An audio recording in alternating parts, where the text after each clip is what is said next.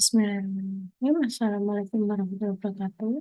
Perkenalkan saya Umi Pradipti Siralahi dengan NIM akhir 045 dari Prodi S1 Sistem Informasi Universitas Erlangga akan mempresentasikan hasil resume saya terkait artikel Cervix Type and Cervical Cancer Classification System using Deep Learning Techniques. Pertama ada bagian dari abstrak dari paper tersebut yang membahas garis besar di paper terkait tujuan, data, metode, dan hasil. Penelitian ini mengembangkan sistem klasifikasi otomatis jenis serviks dan kanker serviks menggunakan teknik deep learning. Ada 4.005 data kolposkopi dan 915 gambar histopatologi yang digunakan dalam penelitian ini. Metode yang digunakan adalah MobileNet V2, YOLO V3 untuk ekstraksi area serviks atau ROI, dan EfficientNet B0 untuk klasifikasi jenis dan kanker serviks. Hasilnya ada prediksi ROI sebesar 99,88% dan akurasi klasifikasi 96,84 untuk jenis serviks dan 94,5 untuk kanker serviks. Untuk bagian intro sendiri membahas latar belakang dan permasalahannya serta solusi. Latar belakang yang diangkat dalam penelitian ini adalah kanker serviks ini merupakan kanker keempat yang tertinggi di dunia. Dan angka insiden dan kematiannya tinggi, utamanya di negara berkembang. Permasalahan yang dihadapi adalah keterbatasan terkait fasilitas screening, serta kurangnya tenaga profesional medis yang terampil, di mana prosedur screening ini memakan lebih banyak waktu dan rentan terjadi bias antar pengamat. Solusi yang ditawarkan oleh penelitian ini adalah sistem berbasis deep learning untuk klasifikasi otomatis jenis serviks dan kanker serviks guna membantu dokter dalam membuat keputusan klinis yang lebih cepat dan akurat. Dataset yang digunakan ada dua macam, yakni kolposkopi dan histopatologi. Untuk kolposkopi digunakan dari Dersha General Hospital di Ethiopia, 133 gambar, dan 3.872 gambar dari dataset publik pada situs Kaggle. Kemudian untuk histopatologi sendiri ada dari Jimai University Medical Center dan Saint Paul Hospital yang diambil dengan mikroskop cahaya optika. Untuk metode terkait cervix type classification ini ada 3 tahap. Yang pertama tentunya pengumpulan data, di mana data ini dikumpulkan kemudian diberi label menjadi 3 kelas, yakni tipe 1, 2, dan 3, yang dilakukan oleh 3 orang ahli ginekologis. Yang kedua ada region extraction, menggunakan model MobileNet V2 dan YOLO V3 untuk deteksi dan ekstraksi ROI.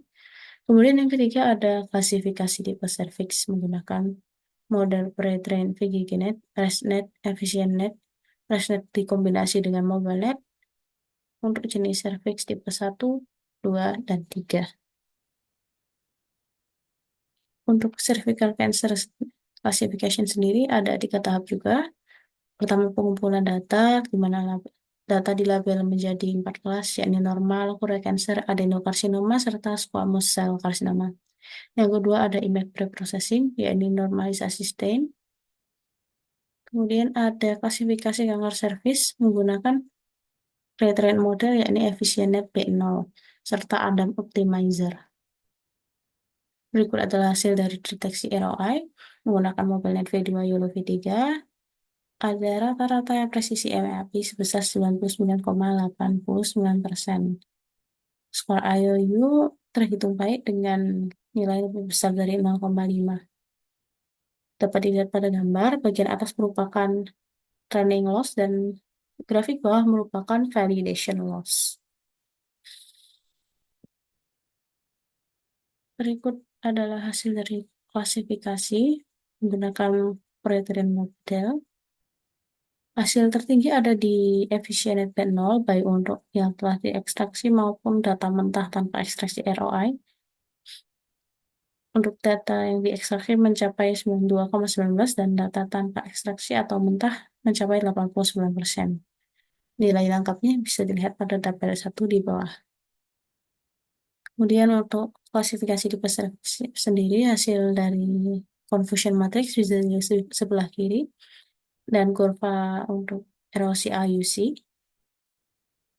Kemudian untuk training dan validation performance-nya, akurasi dan loss bisa dilihat pada grafik sebelah kanan. Berikutnya adalah hasil dari klasifikasi kanker serviksnya sendiri. Di kiri adalah perfusion matrix dan plot AUC. Untuk 0 ini adalah adenokarsinoma, 1 adalah normal, 2 precancer, 3 adalah squamous cell carcinoma. Dan di sebelah kanan ini adalah figur dari training validasi untuk akurasi dan loss-nya untuk dari performa model.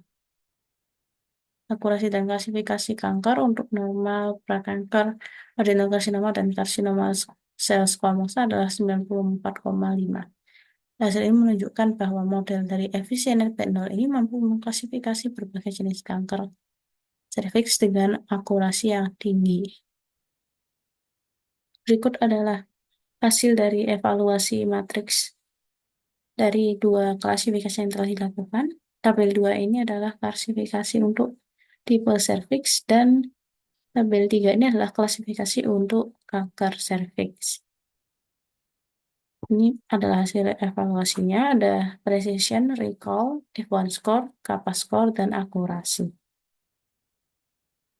Jadi sistem yang diusulkan ini ada beberapa hasil yang didiskusikan. Yang pertama, model MobileNet ini untuk deteksi ROI dan efisien P0 ini sangat efektif untuk diagnosa otomatis. Penggunaan ROI yang diekstraksi dapat meningkatkan akurasi klasifikasi dengan mengurangi noise pada gambar. Normalisasi yang dilakukan pada gambar histopatologi dengan histogram matching membantu mengurangi variasi warna akibat kondisi pengambilan gambar yang berbeda. Penelitian ini masih terbatas pada jumlah data dan jenis kelas kanker serviks yang dianalisis. Pengembangan di masa yang mendatang diperlukan peningkatan generalisasi sistem, sehingga sistem bisa digunakan untuk tipe data yang lebih luas dan lebih general. Kesimpulan dari penelitian ini yang pertama, sistem klasifikasi otomatis yang diusulkan efektif dalam mendeteksi dan mengklasifikasikan jenis serviks dan kanker serviks. Yang kedua, sistem ini berpotensi menjadi alat bantu klinis untuk screening kanker serviks, utamanya di daerah dengan sumber daya yang terbatas. Yang ketiga, sistem ini menunjukkan akurasi yang tinggi serta dapat membantu mempercepat dan meningkatkan akurasi diagnosa kanker serviks. Yang keempat, pengembangan lebih lanjut diperlukan dengan menambahkan lebih banyak data latih serta kelas kanker untuk meningkatkan performa sistem. Demikian presentasi dari saya. Kurang lebihnya mohon maaf. Saya Anggun pamit undur diri. Wassalamualaikum warahmatullahi wabarakatuh.